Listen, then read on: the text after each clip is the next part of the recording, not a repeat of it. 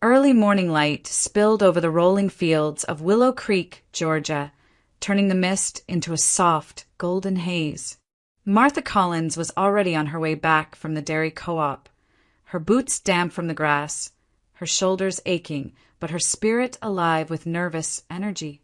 The old truck coughed and sputtered as she parked by the porch. She didn't even take off her coat. She went straight to work. The kitchen filled with the comforting smells of her life. Flour dust floating in the air, apples sliced for pie. The low simmer of a pot of stew on the stove. She moved quickly, wiping the counter, sweeping the floor, shaking out curtains that had hung too long. Every small task felt sacred, because today wasn't just another day on the farm. Today her daughter was coming home. Nora had been gone for almost 3 years, finishing her degree in Atlanta. She'd written often, her letters full of city lights, college events, and late-night coffee shops. But last week, she had called with a trembling excitement in her voice that Martha hadn't heard since she was a child. "Mama, I'm bringing someone home," she'd said. "His name's Ethan. He's special." Martha smiled to herself now, remembering the call. She stirred the pot and muttered under her breath, "Special, huh? We'll see about that." Then she caught her reflection in the window, hair escaping its bun, wrinkles deepened by years of worry and sun, and sighed. She tied on her apron tighter and kept moving. Outside, a familiar voice broke through the quiet. "Martha Collins, you out here trying to clean the whole county?" It was Ruby Mae Johnson, her neighbor and oldest friend.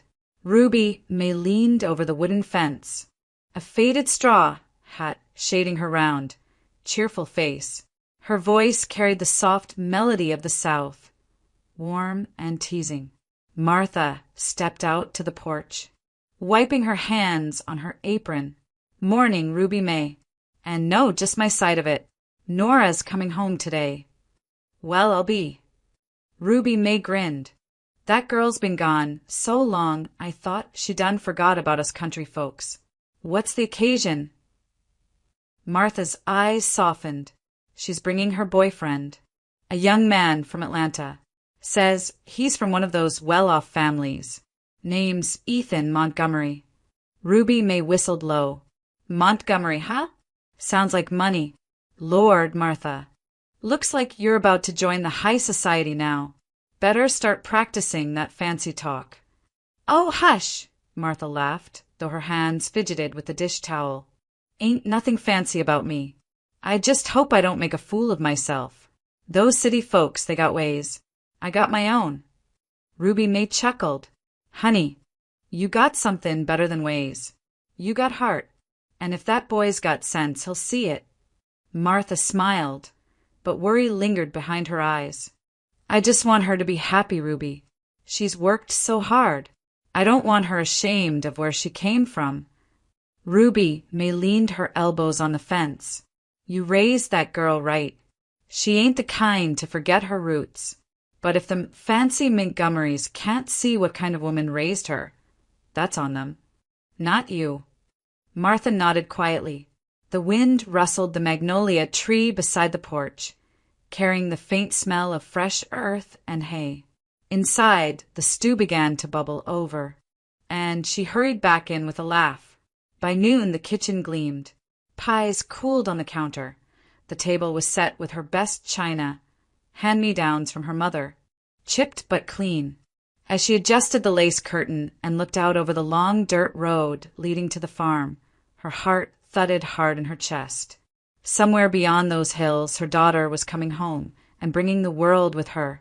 By late afternoon, the sun lay warm and low across the Georgia hills, coating the fields around Martha's farmhouse in honeyed light.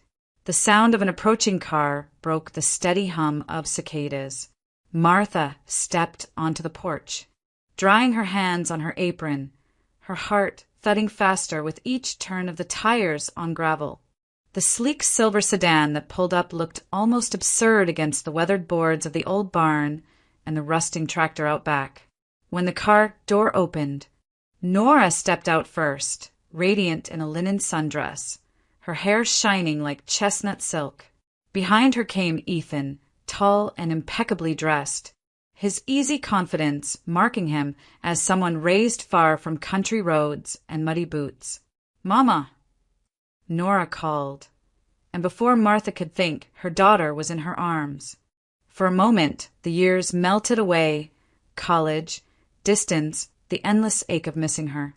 Martha just held her tight, breathing in the scent of city perfume and familiar warmth. When they pulled apart, Nora's eyes were shining. "Mama, this is Ethan." Ethan smiled, extending his hand. "It's an honor to finally meet you, Mrs. Collins. Nora has told me so much about you. I feel like I already know this place." Martha laughed, shaking his hand. "Oh, I doubt that, son. There's not much to know about a dairy farm but cows, fences, and mud." "Well," Ethan said, glancing around with genuine curiosity, "I've never seen a place this peaceful. It's beautiful here." Martha blinked, surprised by the sincerity in his tone. Most city boys she'd met couldn't hide their discomfort around country life, but Ethan looked at ease. He even offered to help carry the pie inside. Nora rolled her eyes affectionately. "He's trying to impress you, Mama." "Well," Martha said, smiling, "he's doing a fine job of it." Inside, the table gleamed beneath the low kitchen light. Martha's stew filled the room with the scent of thyme and beef, and her apple pie sat cooling by the window. Ethan took a deep breath and said softly, "It smells like home." Dinner was easy, laughter, gentle teasing, stories from Nora's college days. Ethan complimented Martha's cooking like a man raised with manners. "Mrs. Collins, this stew could make any restaurant in Atlanta jealous," he said. And Martha felt a flush of pride rise in her cheeks. "Now, don't you go saying things like that," she replied, smiling shyly. "You'll spoil me." Nora reached over and squeezed her mother's hand. "Mama, Ethan's parents are dying to meet you. They've invited you to dinner next week at Montgomery's table, his uncle's restaurant. Just a small gathering, nothing formal." Martha's smile faltered. "A restaurant? In Atlanta?" "Yes," Nora said eagerly. "It's beautiful, and they want to know you, Mama, really know you." Ethan nodded. "They think it's important for families to meet before things move forward. It'll just be my parents, my uncle, maybe a few close friends. Please say you'll come." Martha hesitated, feeling her stomach tighten. She looked down at her work-worn hands, the faint scars from years of milking machines, the chipped polish on her nails. "I don't know, sweetheart. I'm not sure I'd fit in with people like that." Nora leaned forward, her tone pleading. "Mama, please. You'll love them. They're sophisticated, yes, but they're kind. I want them to see the woman who raised me." Something in Nora's voice, that mixture of hope and fear, broke through Martha's hesitation. She forced a smile. "All right then. If it means that much to you, I'll come." Ethan's face lit up. "That's wonderful. My mother will be thrilled." As they finished dessert, the mood stayed bright. But when Martha cleared the table later, alone in the quiet kitchen, she caught her reflection in the dark window pane again. The faint joy in her chest was tangled with worry. "Atlanta," she murmured softly to herself. "Fancy restaurants, fancy people. Lord, help me not make a fool of myself." Outside, the evening air thickened with the hum of crickets and the distant cry of a train.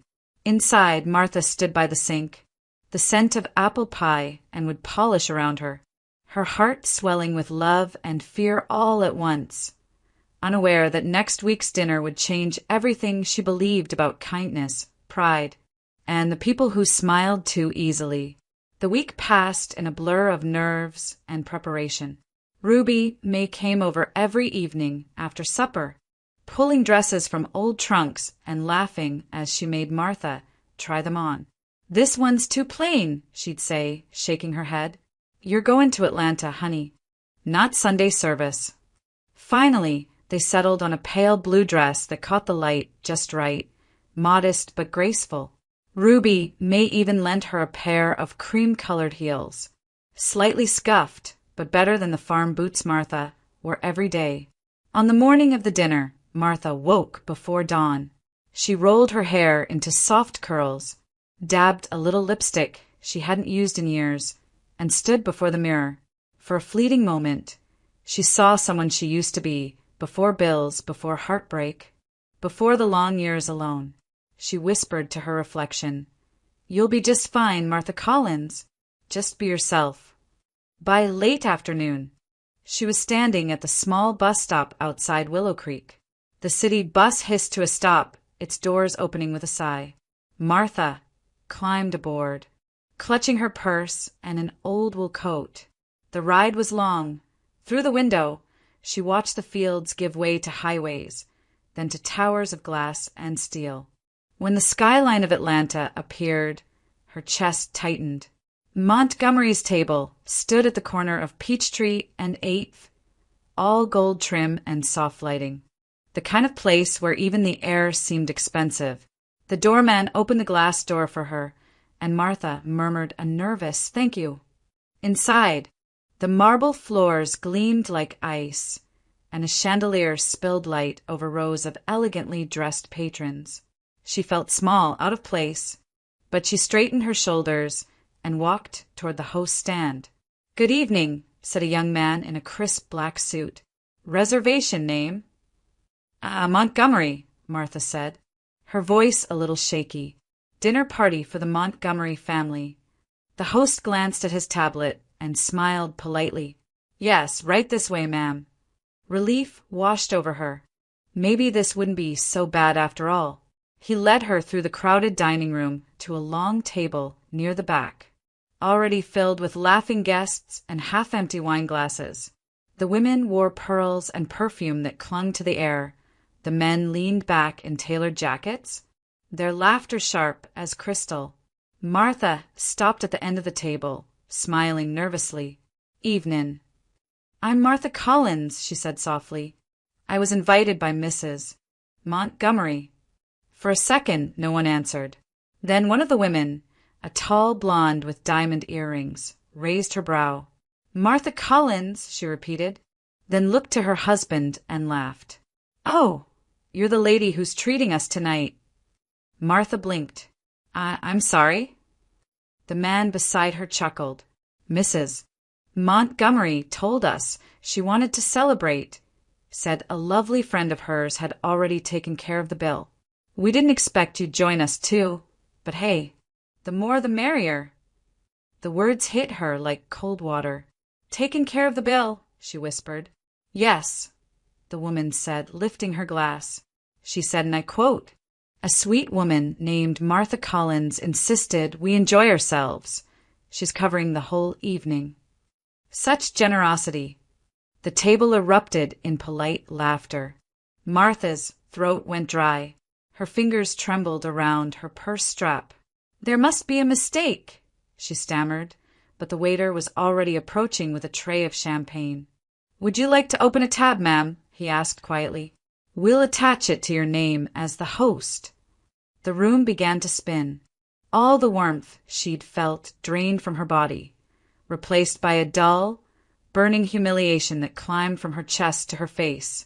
The guests continued chatting as if she wasn't there, sipping her supposed generosity. She turned toward the entrance, her heels wobbling on the polished floor.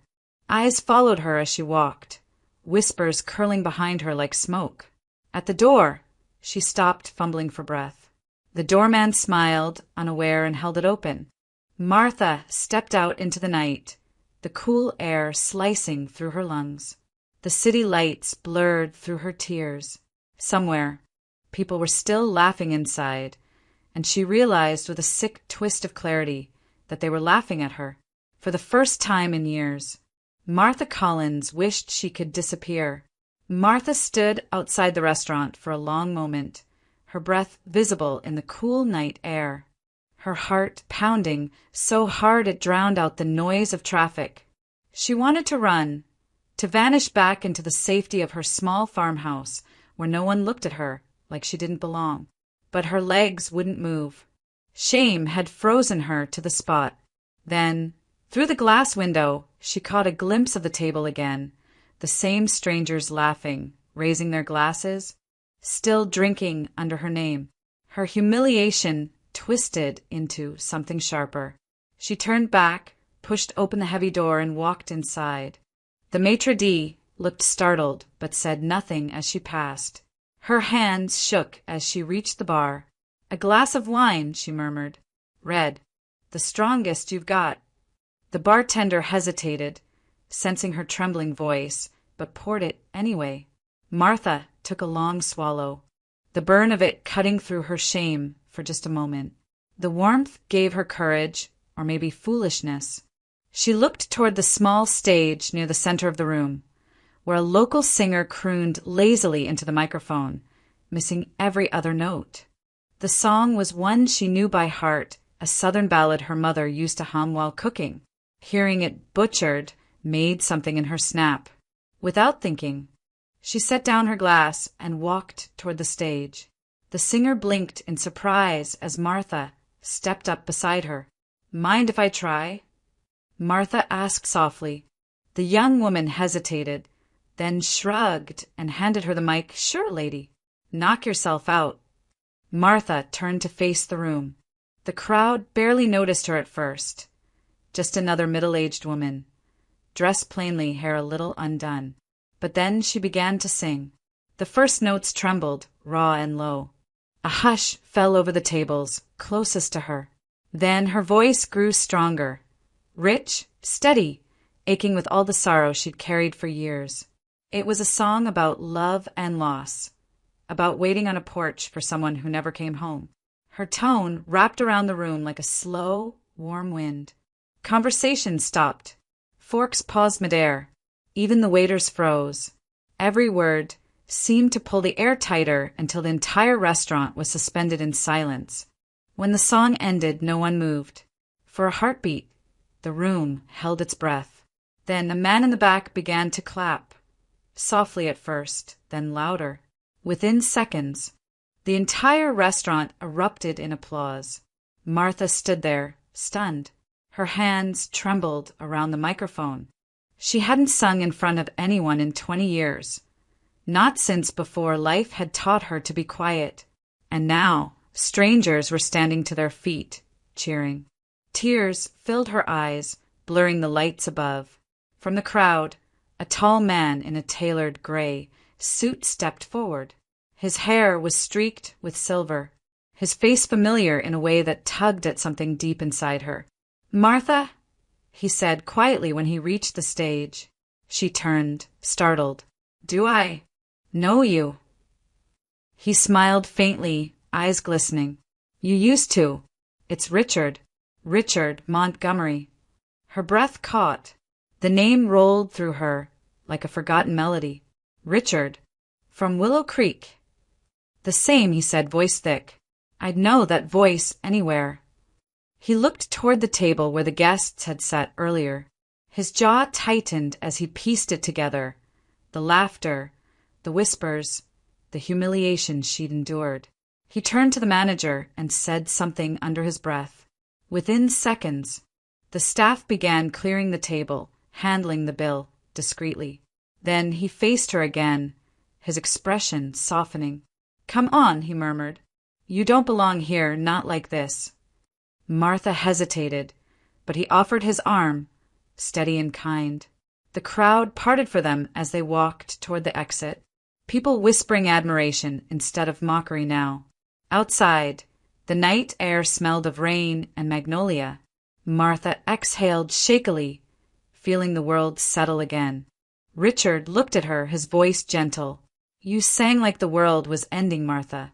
You always did that, made pain sound like beauty." For the first time that night, she managed a small, trembling smile. "Maybe that's all I've ever known how to do." And as they stood beneath the glowing sign of Montgomery's table, the same name that had brought her shame only minutes before, Martha Collins realized something had shifted. The laughter inside no longer mattered. Because for the first time in years, someone had seen her, Not as a joke, not as charity, but as the woman she once was and could still be. Weeks passed, and the sting of that night slowly dulled, though it never fully disappeared. Martha often replayed it in her mind, the humiliation, the song, and the man who had walked her out with such quiet strength. She had expected never to hear from Richard Montgomery again. Men like him didn't linger long in the lives of women like her. But she was wrong. 2 weeks after that night, a letter arrived at her farmhouse, written in elegant handwriting on embossed stationery. You have a gift the world deserves to hear again. Come sing at my restaurant. No strings attached. At the bottom was a phone number and a simple signature. Richard. Ruby nearly dropped her teacup when she read it aloud. Lord have mercy. Martha Collins. The man's giving you a job in one of the fanciest places in Atlanta. You'd be a fool not to go. Martha laughed, shaking her head. I'm too old to start performing again. You're not too old for nothing, Ruby May said firmly. You've just been living small too long. That night, Martha sat awake by the window, staring out over the fields silvered in moonlight.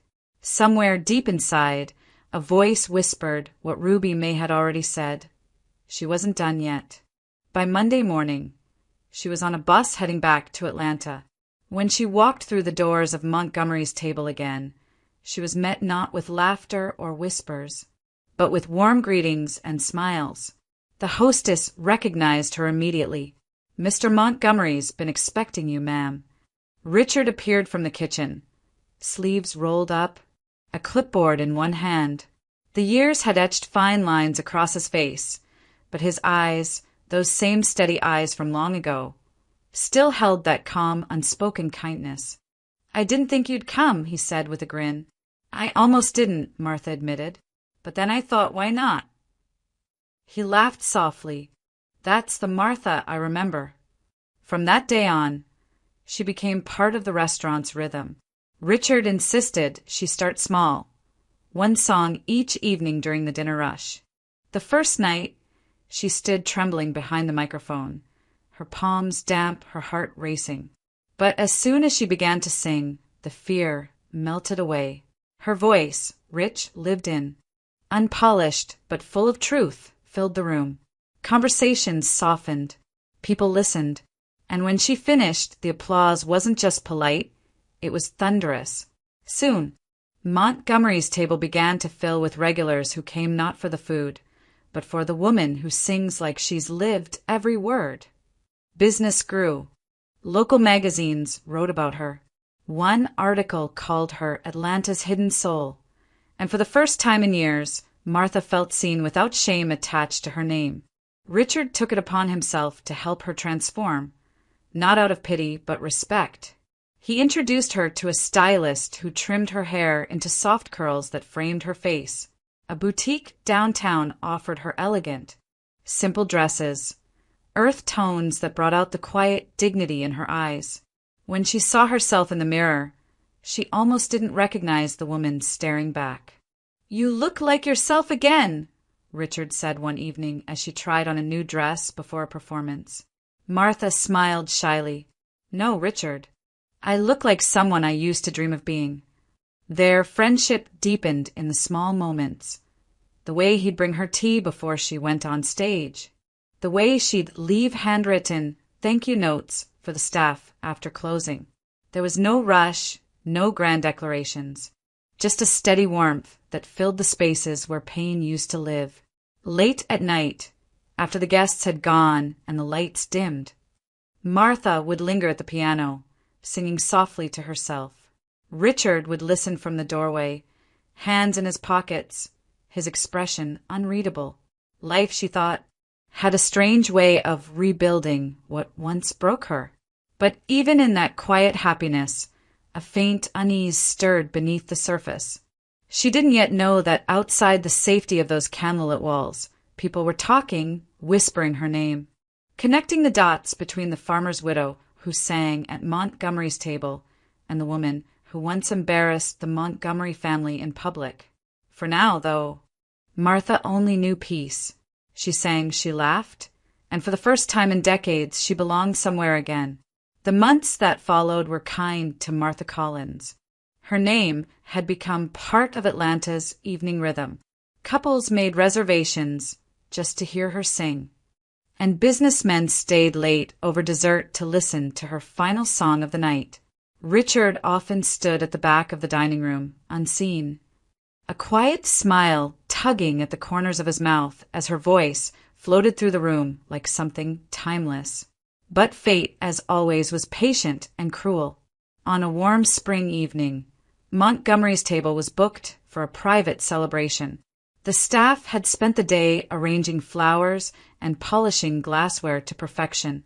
Richard mentioned only that it was a family dinner, and Martha, busy with rehearsal, thought little of it. That night, when the guests began to arrive, the air shifted. The maitre d' greeted a tall, impeccably dressed woman draped in pearls, Valerie Montgomery. She swept into the room with the poise of someone used to being admired and obeyed. At her side was her husband, Thomas, and several of their friends. It was Valerie's birthday, and she had chosen her brother-in-law's restaurant for the occasion. As she took her seat, laughter and conversation filled the air until the lights dimmed and Martha stepped onto the stage. Valerie froze mid-sentence. The woman under the spotlight, dressed in a soft cream gown, was unmistakable. She knew that face, those eyes. The very same woman who had shown up at their country estate months ago, the farmer's mother, the one Ethan had almost married into before Valerie had quietly discouraged the match. And now here she was, singing in her family's restaurant. For a long, silent moment, Valerie simply stared, unable to believe what she was seeing. The music swelled, and Martha's voice rapped through the room. Low, rich, heartbreakingly beautiful. The audience leaned in, captivated, but all Valerie could feel was fury.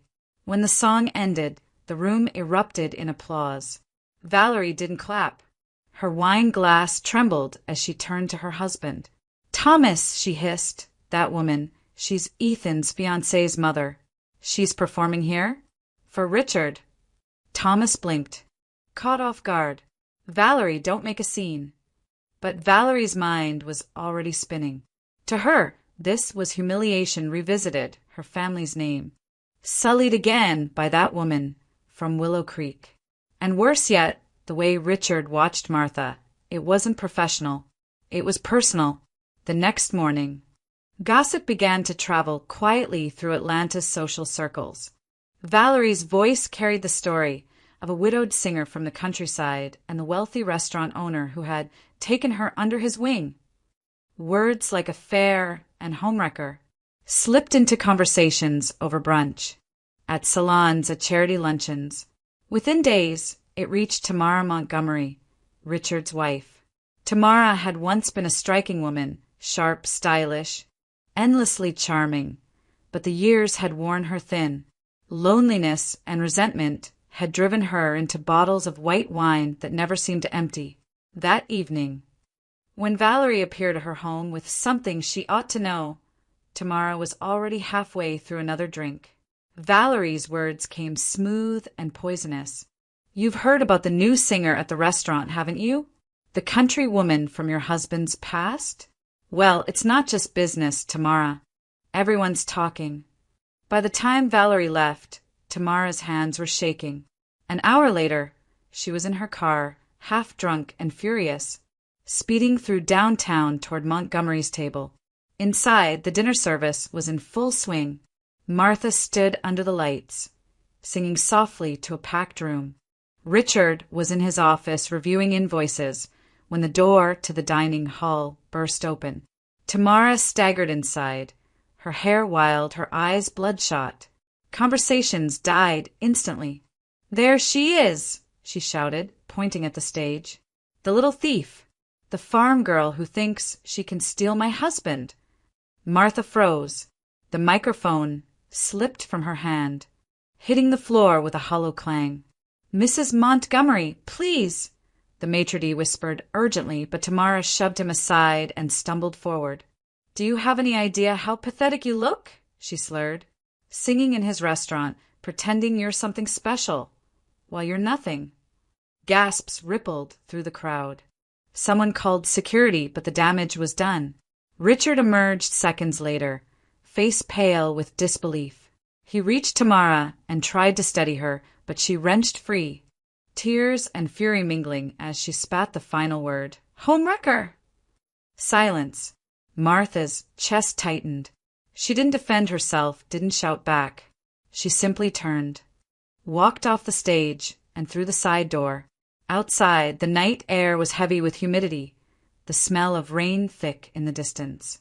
She leaned against the brick wall, her breath ragged, her vision blurred with tears. The applause, the kindness, the fragile peace she'd built, all of it shattered in a single night. As thunder rolled over the city, Martha Collins realized she had once again become what the world wanted her to be. A woman to be judged, whispered about, and left standing alone. The bus ride back to Willow Creek felt endless. Martha sat by the window, her reflection flickering between the dark fields and the soft yellow lights of distant houses.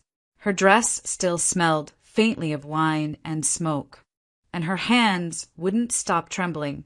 Each mile carried her farther from the city, but not from the shame that clung to her like a second skin. By the time she reached home, the night was deep and silent. Crickets sang in the tall grass, and the porch light glowed dimly, left on by habit. She unlocked the door and stepped inside, greeted only by the hollow stillness of her small farmhouse. The moment it shut behind her, the weight of everything collapsed at once. Martha slid down to the floor, buried her face in her hands, and sobbed, raw, shaking sobs that filled the empty room. It wasn't just the humiliation this time. It was the cruel repetition of it all. How every time she found peace, life seemed determined to remind her that she didn't belong. She didn't know how long she stayed there, but eventually headlights flashed outside. A familiar voice called out, "Martha? You in there?" It was Ruby May.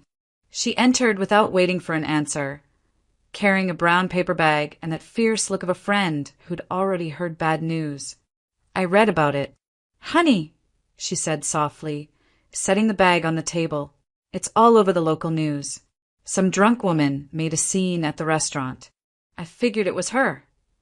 Martha didn't lift her head. It was. Ruby sighed and poured 2 shots of whiskey into mismatched glasses.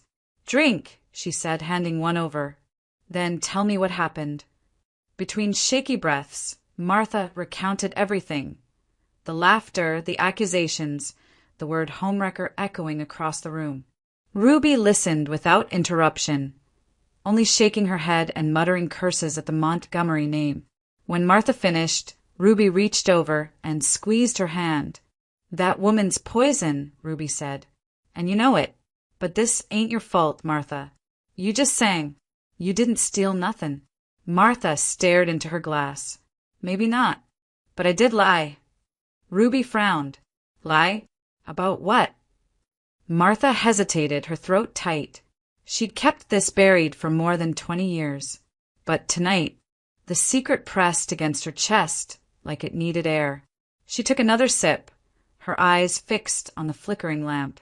"Before I married John," she began slowly, "I loved someone else. His name was Richard Montgomery." Ruby's eyes widened. "That Richard?"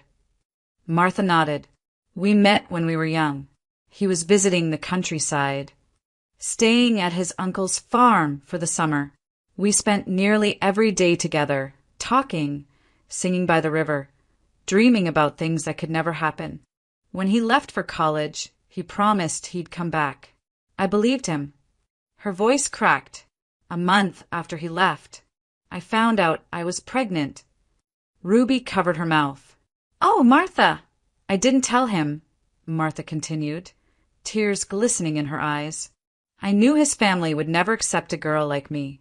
He was born into money, reputation, expectation.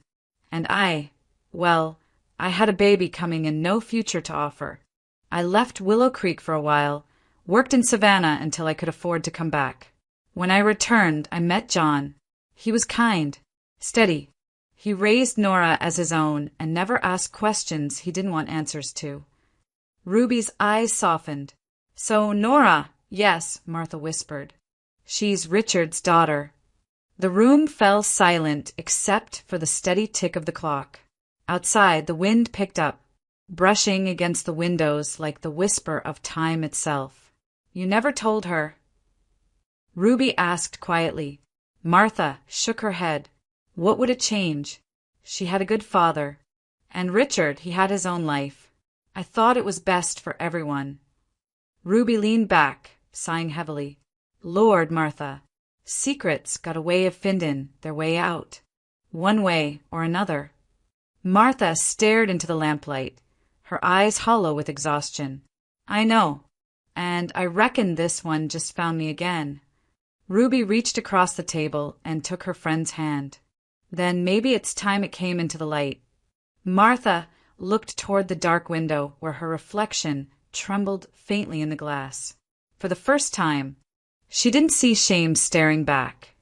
Just a woman tired of carrying the weight of silence. And somewhere deep in her chest, beneath the ache, a quiet decision began to form. 3 weeks passed since that night, but the sting of it clung to Martha like the scent of smoke after a fire. The papers had stopped talking. The gossip had shifted elsewhere, yet inside her heart the silence was louder than ever. She went through her days mechanically, tending the small garden behind the farmhouse, helping out at the co-op, pretending life had returned to normal. But every evening, when the sun melted behind the hills, she found herself glancing toward the road, wondering if Richard would ever come. He didn't call, he didn't write, and she told herself that was for the best. After all, he had a family, a life far removed from hers. Still, when she closed her eyes at night, she could see his face in the glow of the restaurant lights, that quiet sorrow in his eyes as he watched her walk away. Then, one golden afternoon in late June, the sound of a car engine rolled across the fields. Martha looked up from the porch where she'd been shelling peas. A sleek black sedan came slowly down the dirt road, dust rising behind it. For a moment, she thought it was a delivery truck or maybe someone lost.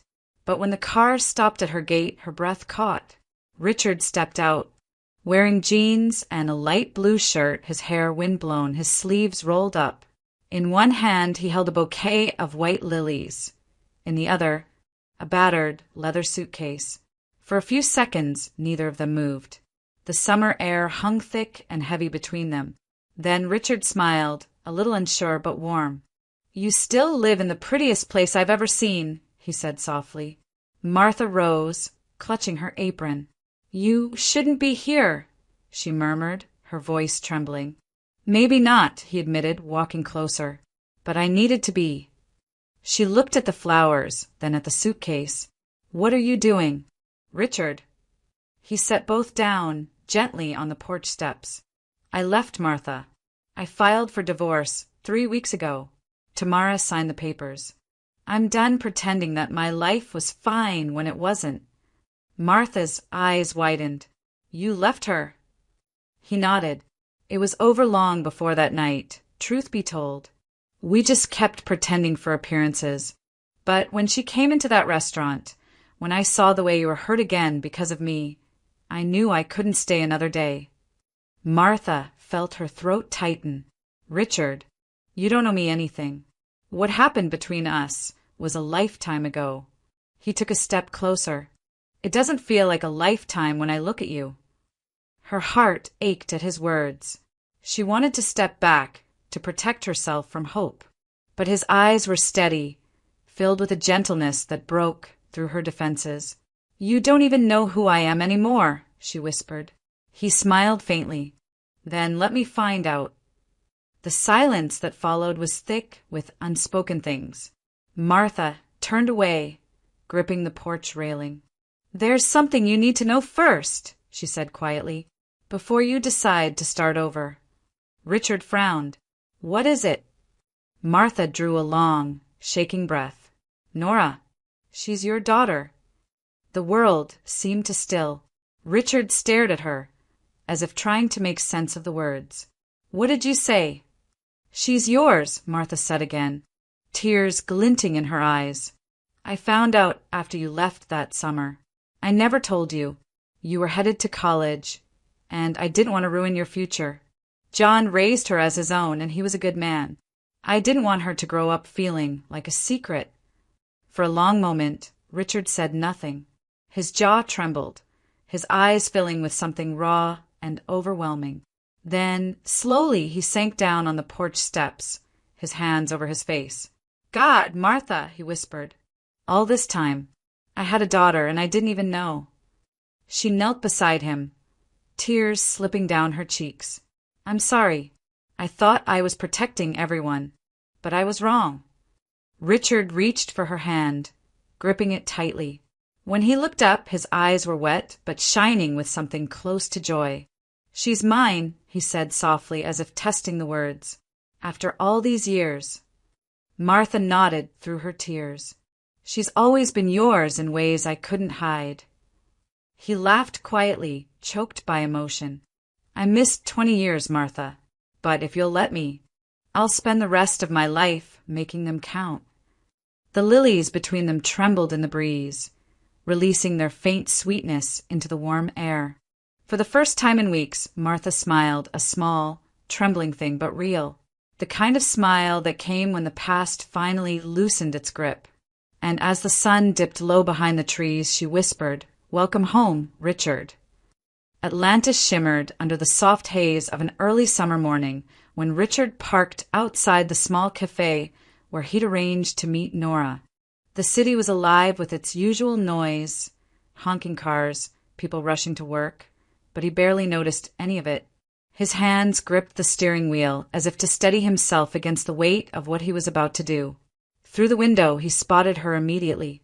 Nora sat near the back, a cup of coffee between her hands, her expression calm but guarded. She looked so much like Martha that it sent a tremor through him. Same eyes, same quiet strength. For years, he'd looked into faces of strangers, never realizing his own child had been just a few miles away. When he stepped inside, Nora stood, hesitant but polite. "Mr. Montgomery," she said softly, "Mom told me you wanted to talk." "Please," he replied, gesturing for her to sit. "Just call me Richard." For a long moment, neither spoke. The silence between them was filled with decades of unspoken truths. Finally, Richard took a breath.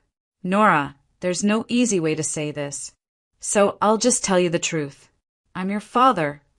The words hung there, fragile and enormous. Nora blinked, her lips parting in disbelief. "You what?"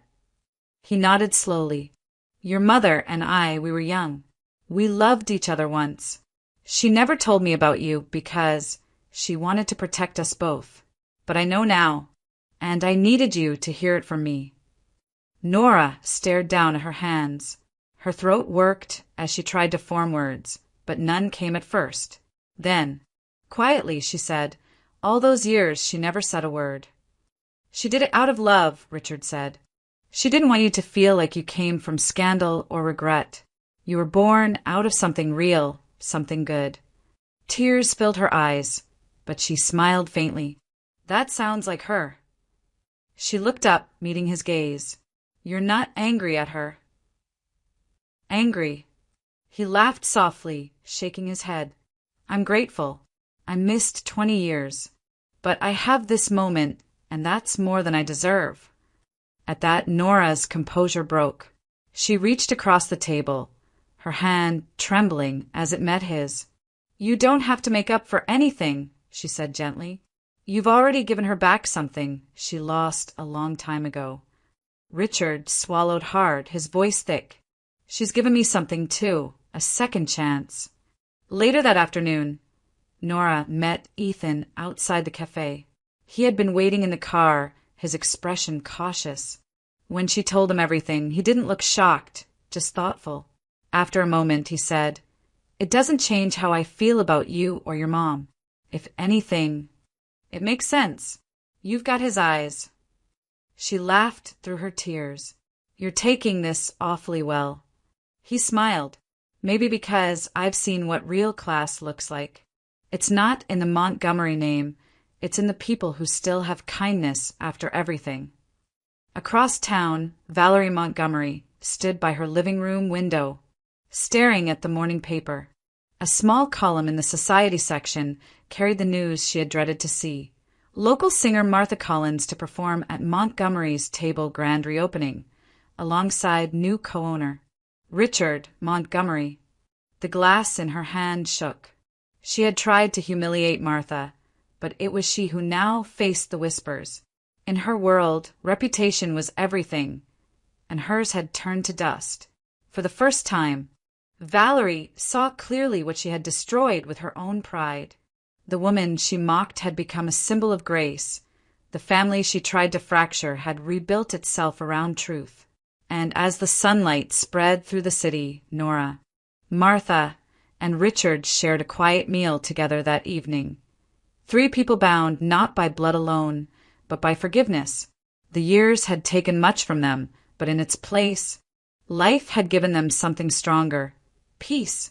The spring air at the Montgomery estate smelled of magnolia and champagne. The grounds had been transformed for the occasion. Rows of white chairs stretched across the emerald lawn. A string quartet played softly beneath the oak trees, and sunlight spilled over the polished silver and pastel flowers that framed the altar. Guests filled the seats, their voices mingling in a low, excited hum. 2 weddings were about to take place, bound by fate, forgiveness, and the quiet justice of time. Martha stood inside one of the estate's old verandas, facing a mirror framed in gold. Her reflection was soft, almost unrecognizable from the woman who had once taken a bus to Atlanta in borrowed shoes. The ivory dress she wore flowed gracefully over her shoulders, modest yet elegant, and her hair, now streaked with silver, was swept into a loose bun. Ruby May fussed with the hem, her eyes misty. "Lord, honey," she said, sniffing, "you look like you stepped right out of one of them fancy magazines." Martha smiled, her voice steady. "I feel calm, Ruby, like I finally came home."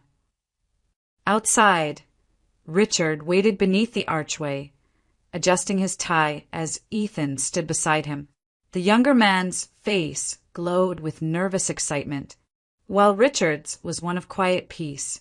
When the music began to swell, the doors opened, and 2 women stepped out, mother and daughter, each radiant in her own way.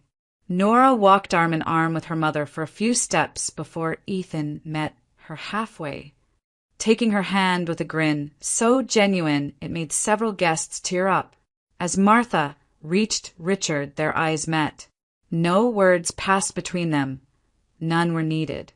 The priest's voice carried over the crowd, warm and tender, speaking of love that endures and the grace of second chances. When Richard said his vows, his voice broke slightly. "You taught me that love isn't about what we keep hidden. It's about what we dare to bring into the light." Martha squeezed his hand, her eyes glistening. "And you showed me that even after years of silence, hearts can still find their way back." Applause rippled through the crowd when they exchanged rings. Then it was Ethan and Nora's turn. 2 hearts beginning where another story had almost ended. As they kissed, the guests cheered, and the quartet shifted to a lively Southern tune that set the tone for the celebration that followed. Later, as the evening settled into twilight, lanterns glowed in the trees, and laughter drifted across the lawn. Martha stood near the edge of the garden, watching Nora dance barefoot with Ethan under the string lights. The sight filled her chest with a warmth that no words could capture. She turned when someone approached. Valerie Montgomery stood a few feet away, holding a glass of wine. Her usual composure softened into something humbler. For a moment, neither woman spoke. Then Valerie said quietly, "You have every reason to hate me, Martha. I was cruel. I judged you before I ever knew you. But seeing this, seeing what you built, maybe I was the fool all along." Martha looked at her for a long moment, then smiled gently. If not for that dinner, none of this would have happened. Valerie blinked, startled, then nodded slowly. You're a better woman than I ever gave you credit for. Maybe, Martha said softly, or maybe I just learned that dignity doesn't shout, it waits. As the night deepened, Richard joined her, wrapping an arm around her shoulders. Fireflies winked in the tall grass beyond the terrace, and the sound of Nora's laughter carried through the warm air. Martha leaned into him, her heart full. You know, she murmured, sometimes humiliation isn't the end, it's how life clears the stage. So your real story can begin. Richard smiled, pressing a kiss to her temple as the music swelled again. Around them, guests danced beneath the glowing lanterns, and the estate shimmered with the light of something rare. Grace born from pain, love reborn from ruin. And for the first time in a long, extraordinary life, Martha Collins Montgomery knew the curtain had finally risen on her truest beginning.